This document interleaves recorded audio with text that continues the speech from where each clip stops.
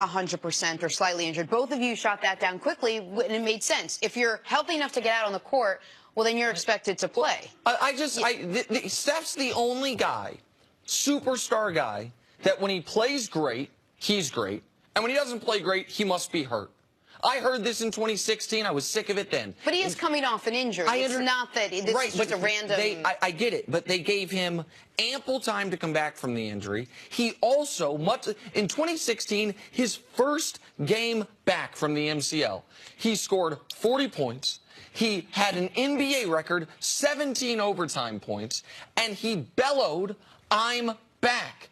This year, in 2018, in one of his first games back against the Pelicans, can we show America what Steph Curry did in the first quarter of one of his first games back? This doesn't strike me as the actions of an injured player. Forget the and one. How about the flex and the shimmy? If you're good, you're not injured. And he's the only guy. Keep in mind also, he didn't say he was injured. The media's been. He didn't say. Well, let's clear it up. Let's stop talking about it.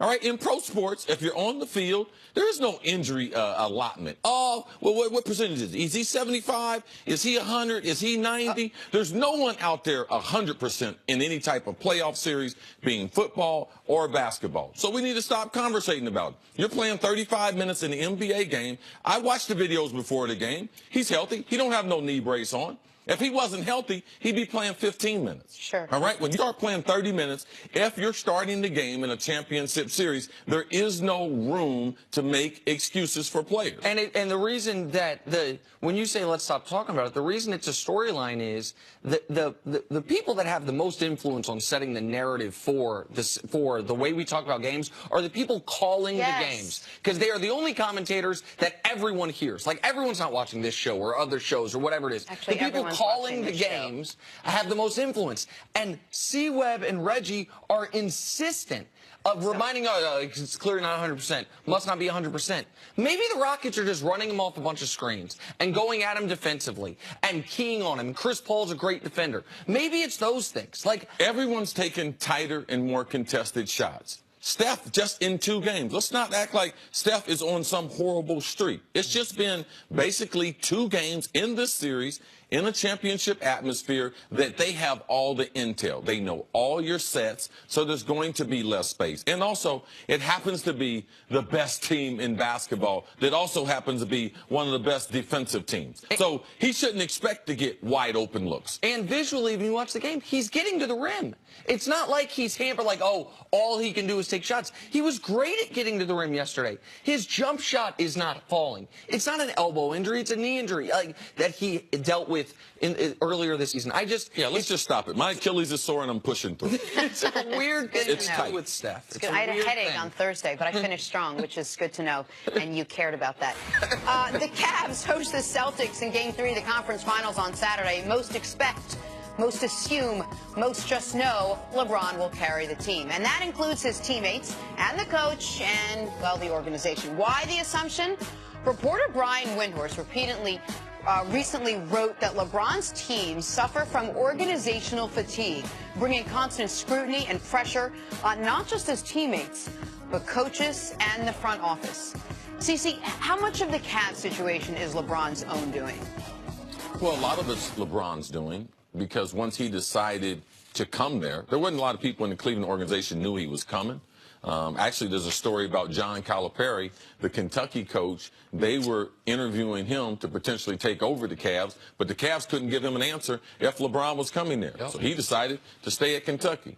But less than 2 weeks later, LeBron announces that he's coming back home. So, yes, the way LeBron has situated his contracts, yes, it's hard to sustain that for a long period of time, because LeBron wants to have options. And also, LeBron is going to dictate to any organization, if they don't have the type of players that he wants, that you're not going to be able to draft young players because there is no time for player development. They want to have a veteran ball club. So with a veteran ball club, all right, you know you have certain limitations. How many great defenders can you have in a veteran ball club? And you need spot-up shooters. So in the salary cap and trying to sign the guys, and do they want to play with LeBron? And LeBron's going to have certain demands as far as that. Yes, It's hard to have LeBron, but there's also some rewards. I remember traveling around with Michael Jordan. It was literally like traveling with the Beatles. It is fatiguing. It is frustrating. Even playing golf with Michael Jordan on his off day, someone drove their car on the golf course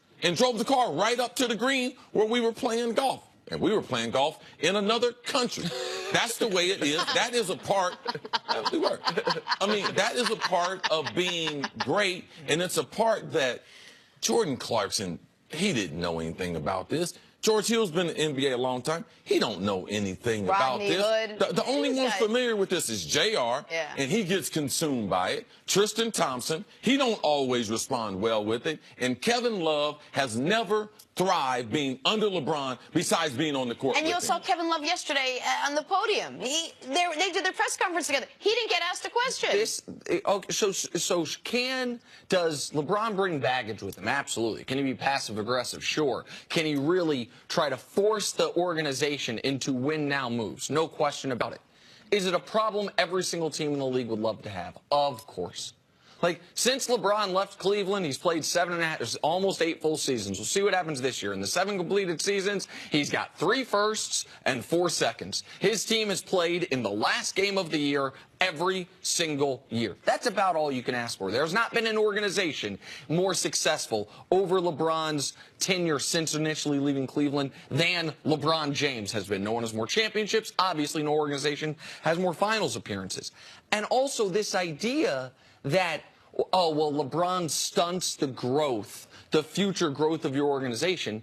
What team, other than the Spurs, over the last, I don't know, 40 years, is competing for championships while also having a bright future? When Michael Jordan retired from the Bulls ultimately, the next year they were the worst team in the NBA. When Kobe's run ended in Los Angeles, they became a lottery team. We don't have great, when the Mavericks got their title with Dirk and them, since then they've never been close again. We don't have examples of teams, guys, we're going to compete for championships right now, and the future looks amazing. Boston's trying to do it, and Boston was able to do it because of the Nets trade and some other extenuating circumstances. But they also have not yet competed for championships with this core. I don't understand what people are talking about to a degree. And the one other point I'll add is we're not even having this discussion if Kyrie doesn't ask for the trade. If Kyrie doesn't ask for the trade, you're like, we're competing for a championship. No, we're not having the discussion now, but we might be having it a month from now. But if Kyrie doesn't ask for the trade, don't the Cavs feel all right? We're going to build around Kyrie early. Not if LeBron leaves, we're going to have this question. Because LeBron leaves them with Kyrie and what? So then we have the question, wow, the LeBron James experiment, does it leave you at a detriment? Like that, we will still have this version of the question. But Kyrie isn't here, so right? So now we don't know you can't plan, a coach can't plan and a GM can't plan. The owner, it's very hard to plan with regards to free agency, with regards to the draft.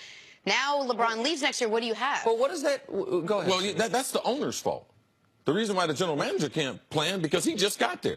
Because the last general manager should have gotten extended. Okay, so a theoretical general manager. So when that happened, you lost a chance for LeBron James to extend or LeBron James to make a commitment. Also, the Kyrie trade, man, what about Paul George? What about, they had a chance to get Paul George. So there are some colossal mix-up.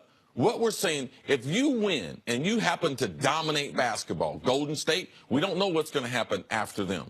San Antonio is the only team that we've seen over 20 years that's able to maintain this greatness besides New England on the NFL side. So if you win championships, is there a backlash to it? Yes, we saw the Heat when LeBron left, when Dwayne Wade left. Yes, there's nothing wrong with asking the question. Is it worth it? That should be the question. Is it worth having these struggles? Of course it's worth it. And the only that it's jarring is because none of this would seem unfair or putting the team in a bad place if LeBron, his level of play was deteriorating.